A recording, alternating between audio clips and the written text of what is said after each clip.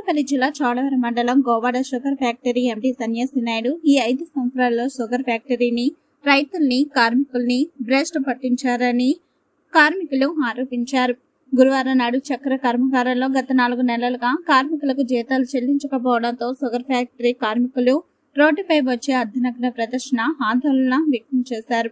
Sugar factory MD go back అంటూ కార్మికులు నినాదాలు చేశారు. ఫ్యాక్టరీలో కార్మికుల జీతాలు, బకాయిలు చెల్లించకపోతే విధులకు వెళ్లే పరిస్థితి లేదని వెల్లడించారు.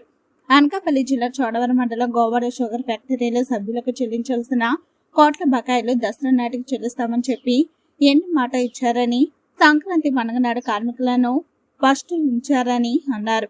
ఎండీ మాటలు నీటి మోటలుగా మారిపోయాయని యూనియన్ నాయకులు తెలిపారు. ప్రభుత్వం ఫ్యాక్టరీ యాజమాన్యం ఫ్యాక్టరీకి పరిస్థితి తీసుకొచ్చారని తెలిపారు. వెంటనే స్పందించి కార్మికులకు జీతాలు చెల్లించాలని ఈ సందర్భంగా కార్మిక సంఘ నాయకులు డిమాండ్ చేశారు. ఆయన స్పందించి ఈ పండగకి జీతాలు వేస్తారని ఎంతో ఆశించాము. పిల్లలకు బట్టలు తీసుకోవడానికి కానీ, పండగలోనే మా వర్కర్స్ తాలూకా పిల్లలు, ఆడపిల్లలు కానీ పండగకు వస్తే వాళ్ళ కనీసం ఏమైనా ఇవ్వడానికైనా సరే, బట్టలు ఇవ్వడానికైనా సరే దయనీయంగా మమ్మల్ని తయారు చేశారు ఎండీ గారు. ఇలాగే ఈ ఎండీ గారు వచ్చి దగ్గర 5 సంవత్సరాలు అవుతుంది. ఈ 5 సంవత్సరాల నుండి ఇవాళ వరకు, అంటే ఇది 5వ సంవత్సరం, 5 లక్షల ఆడి ఫ్యాక్టరీని లక్షల లోపుకి తీసుకొచ్చారు. ఆయన చేసే గొప్ప పని, ఆయన తాలూకా పనితనం దీంట్లోనే, ఈ ఫ్యాక్టరీ క్రషింగ్లోనే తెలుస్తుంది.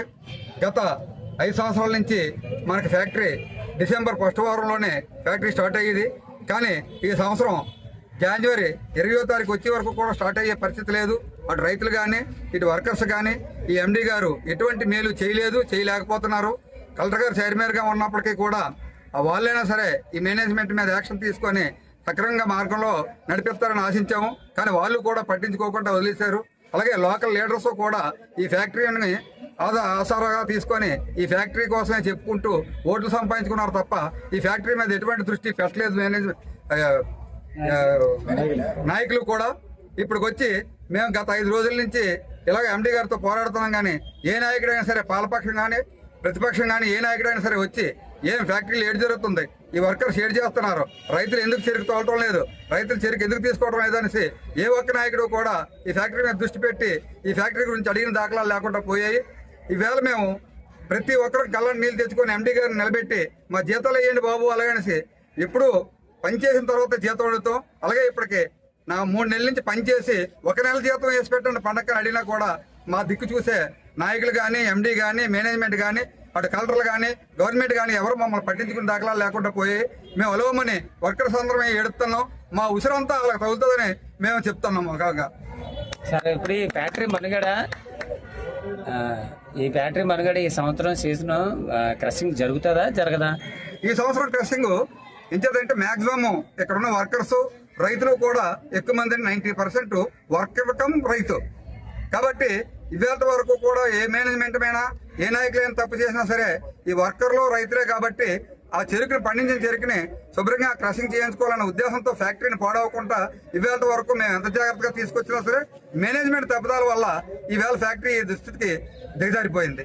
మరి పాలకవర్గం ఏం చెప్తుంది ఇప్పుడు ప్రస్తుతానికి? పాలకవర్గం మీకు డబ్బులు వస్తాయి, మనకు బకాయిలు ఉన్నాయి, తెస్తాం, ఇస్తాం, అలాగనే గత 20వ తారీఖు నుంచి ఇవాళ వరకు చెప్పుకుంటూ వస్తున్నారు తప్ప మా తాలూకా భత్యాన్ని తీర్చి మార్గం రాదు. ఇవ్వలేని పరిస్థితి ఉంది, ప్రస్తుతానికి ఇవ్వలేమంటున్నారు. సరే, మరి ఇప్పుడు రైతులు పక్వానికి వచ్చి ఉంది చెరుకు, ఇప్పుడు పూర్తిగా పాడైపోయే దిశలో ఉంది. ఇప్పుడు ఈ చెరుకునంతా ఇప్పుడు ఫ్యాక్టరీకి తీసుకొచ్చే పరిస్థితి ఏమైనా ఉందా? రైతులు అయితే అడుగుతున్నారు సార్, ఫీల్డ్ మ్యాన్లు అందరినీ మాకు పర్మిట్లు ఎప్పుడు ఇస్తారో, మేము ఫ్యాక్టరీకి చెరుకు తోలాలనుకుంటున్నాం. మేము పండించేసి పంట, చెరుకు తాలూకా పంట 12 నెలలు సార్. ఇప్పుడు 13 నెలలు 14 నెలలు అయిపోయింది పంట వేసాలు. కాసి తోటలు 14 నెలలు వచ్చేసింది సార్. మొవ్వులు ఎండిపోయి తోటలుగా చెల్లి చూస్తే బాధాకరంగా ఉంది. అలాంటి తోటను తీసుకొచ్చి మనం అక్కడ ఆడి క్రషింగ్ చేసే బాధ్యత మనకు ఉంది. కానీ కనీసం ఆ రైతుల గురించి కానీ, వర్కర్స్ గురించి కానీ, మేనేజ్మెంట్ కానీ, ఆ నాయకులు కానీ, మా చైర్మన్ కానీ పట్టించుకోలేదు సార్. తెలుగు రాష్ట్రాల్లో సరికొత్త ఒరవడితో ప్రతి క్షణం ప్రజాపక్షం నిలిచేందుకు minute to minute live updates తో పాలిటిక్స్ టు ఎంటర్టైన్మెంట్, ఎప్పటికప్పుడు తాజా వార్తలు, సరికొత్త విశ్లేషణతో మీ ముందుకు వస్తోంది APNTS తెలుగు న్యూస్ ఛానల్.